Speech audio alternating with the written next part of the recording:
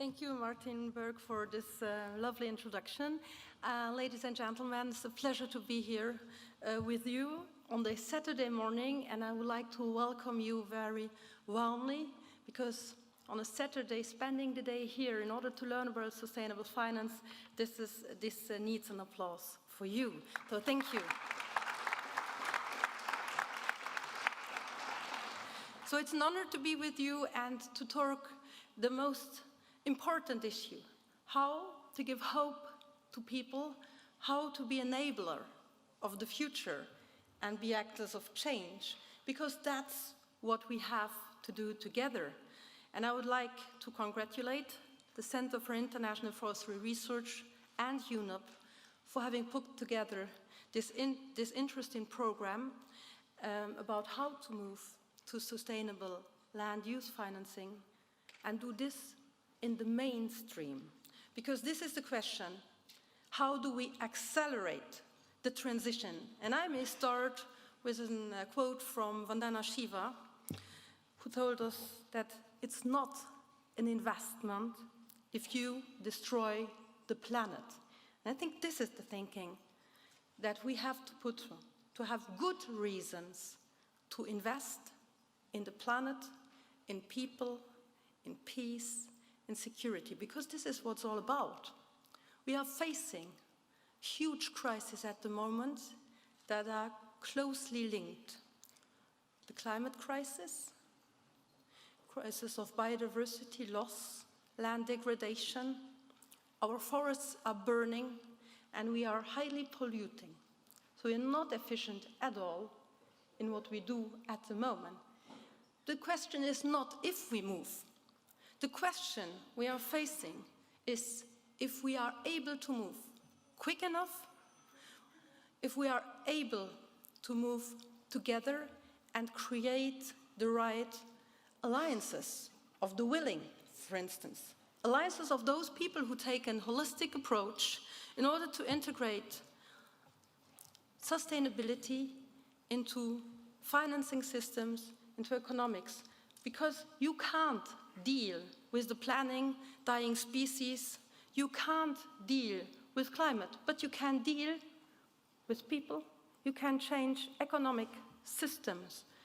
And it's a question about building the bridges, analyzing the gaps of the system.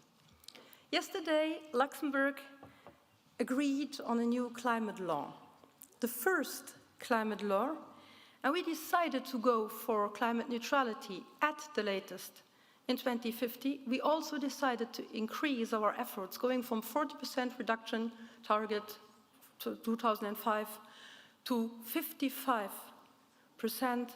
of reductions until 2030, which tells that we are taking into account the climate urgency and that we are serious about scaling up what we do.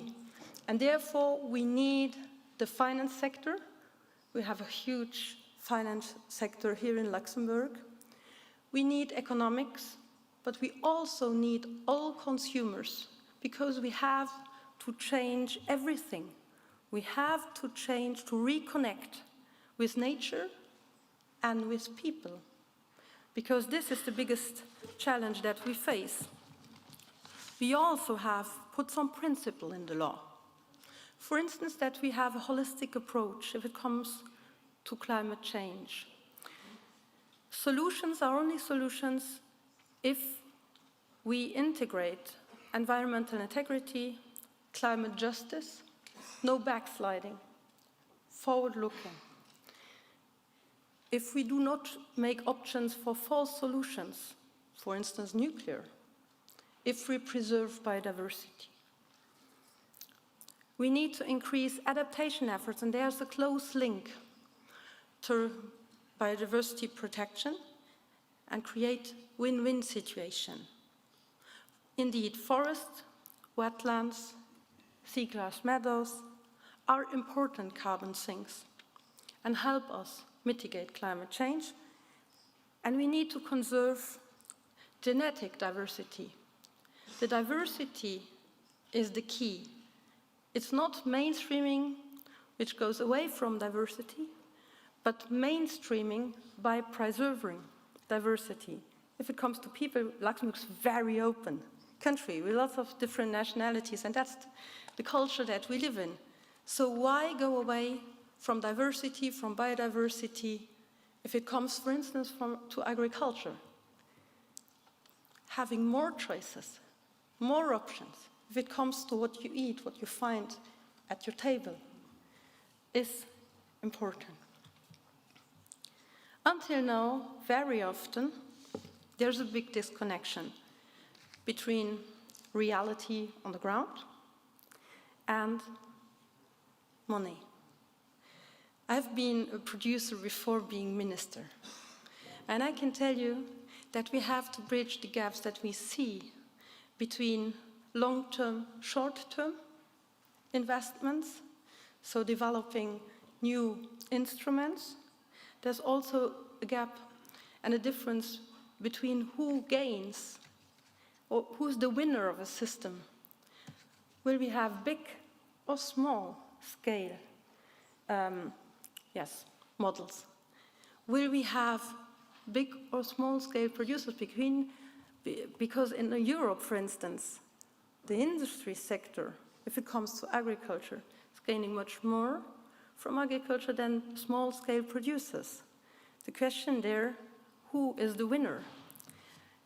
So we have to put forward the right question if we make investments decision. And still we have, I would say, 10 years to change this whole system. So just accelerate what we do is what we have to do. And we have to also integrate thinking from the soil, thinking from Mother Earth. Because the system we are running today, we're also disconnected from the landscapes, from the soils, and very often we do not firstly think about nature-based solutions, but we have those solutions, and they are already there. The question is, how fast will we be in making those nature-based solutions, true cost accounting, carrying capacities, all those kind of things, put them into financial thinking. And this is where we have to discuss about, I think, today. And with this, I think Luxembourg has done lots of progress in order to combine climate crisis, biodiversity loss, and find solutions. We have been working during the last years together with the Finance Ministry to establish new instruments. One of the new instruments that we have put forward in Luxembourg was the EIB platform, where we have highly innovative projects and the government takes the guarantee. So we have a private leverage in those very innovative things. One of the projects is the Land Degradation and Neutrality Fund, a fund that supports land restoration and can help local farmers. One other project is the UN REDD+ program. There we are in cooperation to scale up the engagement with private and finance sector and work towards transforming agricultural production that better balances climate action with enhanced yields farm income. So the transition needs to be sustainable. We have to give opportunities to invest into the right direction. Another thing that we have been put forward was the Blue Natural Capital Financing Facility that focuses on coastal areas. So we have to put forward diverse instruments, give diverse opportunities to combine those thinkings. So now I think I've made some examples. I'm looking forward for the panel discussion, looking forward to see you find with us a solution, to learn from each other. Because one thing that I have learned in my career as environment minister is that we have to learn to understand each other. Those coming from environmental sector, finance sector, economy. It's all about learning from each other, speaking the same language, and yes, finding the right solutions together. We as politicians have to put the right framework on, give incentives, but we also have to listen. So that's why I'll stop now, and I'm looking forward to the discussion, and thank you for listening to me.